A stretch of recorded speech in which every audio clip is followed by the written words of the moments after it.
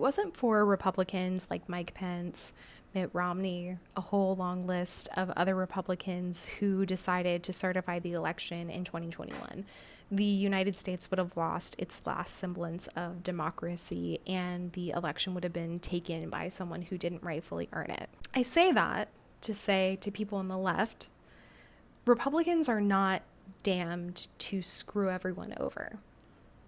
To people on the right, I say that to say, if you have a moral bone in your body that cares more about doing the right thing than it does about following politics, than it does about following the president, now is the time to let that out. Even if just today is the first time in your life that you've ever considered the idea that voting for Trump or putting your support in Trump was a bad idea, it's not, would have left that to happen earlier, 100%, don't get me wrong. But it's not too late for you to still have an impact in the spaces that you're in right now. It's not too late to push back on the things that you are hearing within your party that disturb you and make you uncomfortable. For example, all of the schmazzyism that is happening right now within the Republican Party is really, really concerning. And I know most of the Christian conservative people that I grew up with would probably be pretty horrified by that. You have the ability right now to speak against that. Whether or not you think that Elon Musk did the salute or not doesn't really matter. It matters that people are saying we don't want schmazzyism, you can't say the word because of TikTok, to be a part of our party. That matters. That matters right now. You can say that. Breaking rank. I broken rank in conservative spaces before, and I got called Call Me Kara. We've all been there. But if you were doing the right thing, it doesn't matter. It literally doesn't matter. If you're standing up for what's right, it doesn't matter. You might not be a person who is like a liberal, bleeding heart advocate. Fine. Okay. You might be someone who hasn't gotten to a place in your life where you can say anything other than, I believe there's only two genders. That's your line in the sand, fine. But also let your line in the sand be, I refuse to let people dehumanize trans people.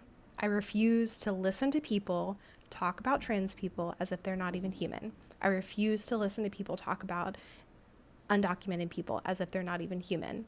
I refuse to allow policies that treat people in dehumanizing ways.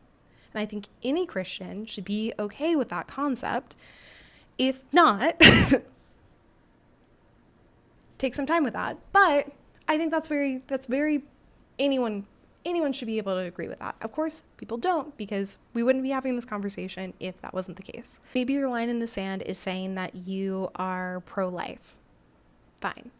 Let your line in the sand also be that you are not okay with women going to jail for getting an abortion or doctors going to jail for getting an abortion, because I don't know any conservative that's ever told me that they are actually okay with that and that is a part of their beliefs. So when you hear that, speak against it.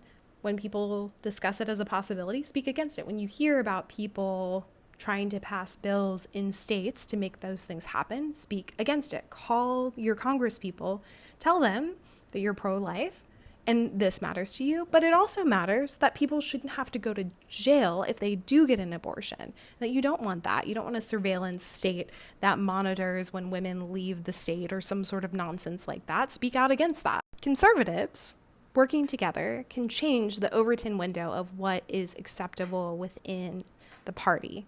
It doesn't have to be that it slides more and more to the right until fascist regimes sound okay, until people are watching content creators make videos about how schmazzyism isn't actually bad. It doesn't have to go in that direction. It is, but it doesn't have to stay there. People can yank that window back with every amount of strength that they have left. And I'm not going to lie, if you are somehow like in a position of like power, Trump will decimate someone who stands against him.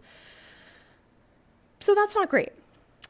However, also, maybe that's, you take a moment to be like, wow, do I really want to support someone who like doesn't let anyone else speak against him? And like, is that okay? Blah, blah, blah. A thing to think about. Even if you're not there, fine. Speak out against the things that you see that you know are bad that are happening within your party. Please. Begging, begging. If your thoughts about undocumented people are not based in racism, xenophobia, hating people from other countries coming into the country, and it's based more in your belief that people should go through a process to be able to integrate into the country legally, then advocate for a smooth path to citizenship. Advocate against people being rounded up and sent to Guantanamo. Advocate against that. Conservatives can speak to other conservatives in a way that no one else would ever be able to get through to them because they're in the room to begin with and they have the respect of people, hopefully, to be able to actually have those conversations. Now, the moment you start saying something that sounds a little lefty, people might tune you out, but say it anyways. Say it anyways.